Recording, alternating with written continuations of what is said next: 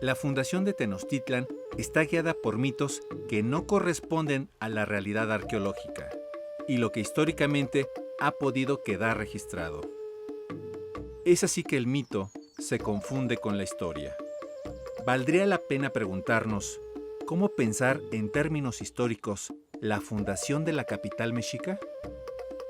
En realidad esta idea de la fundación y de las fechas de fundación son occidentales, son europeas, y a los españoles les preocupa este punto. Son los europeos los interesados en ese tipo de fechamiento. Y bueno, entonces, digamos que en ese sentido, en términos históricos no tenemos fecha de inicio. Entonces, digamos que ese tipo de reconstrucción o de narración histórica fundada en esos mitos, lo que hace es negar el proceso civilizatorio o las civilizaciones que se formaron en América antes de la llegada de los españoles. En el sentido de las crónicas de los conquistadores, ¿se podría llamar ciudad a Tenochtitlan? Es que si tomamos el concepto europeo, es un poco difícil hablar de Tenochtitlan como una ciudad. Hay un centro ceremonial sí visible, ¿no? Desde luego tiene una zona habitacional para la gente que cuida el centro ceremonial, ¿no? Parte de los gobernantes, pero si vemos la manera en cómo se organiza, en realidad lo que tenemos es un establecimiento de agricultores que tienen como un centro ceremonial. Digamos, es difícil equiparar las ciudades, pero eso nos habla de que hay dos lógicas, ¿no? Civilizatorias diferentes, ¿no? Las ciudades en Europa tienden se encierran. Las ciudades son lugares que se cierran, son cuerpos que se cierran, que desde luego tienen un entorno agrícola, pero en realidad tienden a esto y se cierran completas, es decir, construyen muros, ¿no? Se vuelven unidades políticas, comerciales, pero también productivas, ¿no? Que se organizan, bueno, si hablamos hasta el siglo XVI, que se organizan corporativamente, ¿no? Esto no lo encontramos en América en general, en Mesoamérica en particular. Lo que tenemos son espacios abiertos.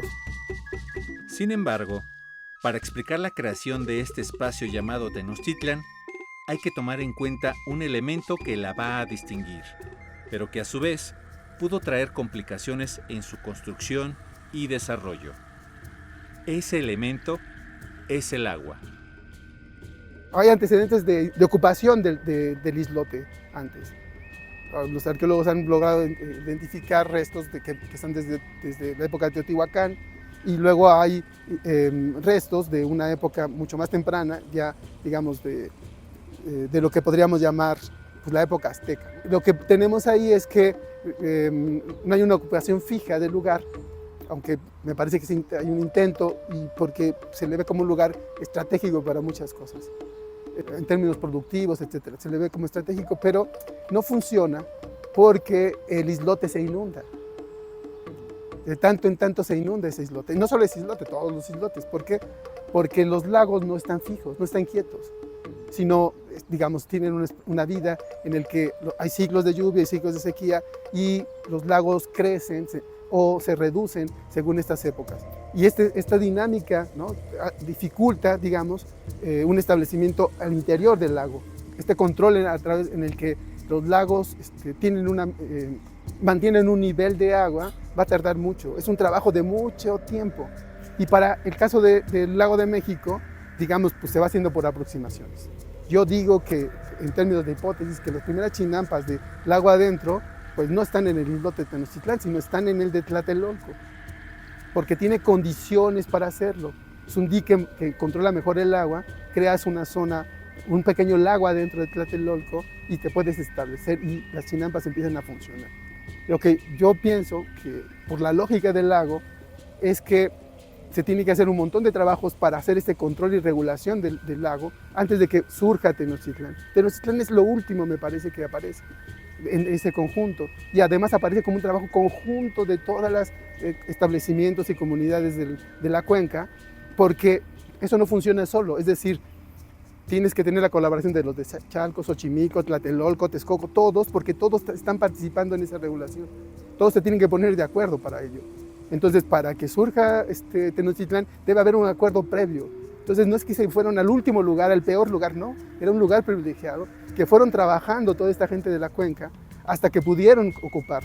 Es decir, que hay mucho saber adentro, mucho trabajo y mucho trabajo cooperativo, colectivo en general. O sea, no es que llegaron los mexicas, se instalaron, conquistaron a todos y trabajen para mí. Yo digo que es exactamente al contrario. Primero se tuvo que construir esta red de colaboración y de trabajos para regular el lago, para que Tenochtitlán fuera posible. Por eso Tenochtitlán pues, está junto, vinculado a Texcoco, vinculado a Tacuba, vinculado a Culhuacán, etc. Es decir, esas alianzas y esas relaciones aparecen porque son necesarias para que Tenochtitlán primero se crezca, ¿no? Se ocupe el islote, crezca y se funde esta ciudad. Entonces no es un ente aislado. La importancia de las conmemoraciones está en que nos ponen en un punto de referencia a todos y son elementos de identidad. Pero lo importante sería revalorar el significado de las civilizaciones, es decir, en términos materiales y de vida. En Tenochtitlan podemos ver cómo una civilización trabaja el agua y construye una vida por cientos de años.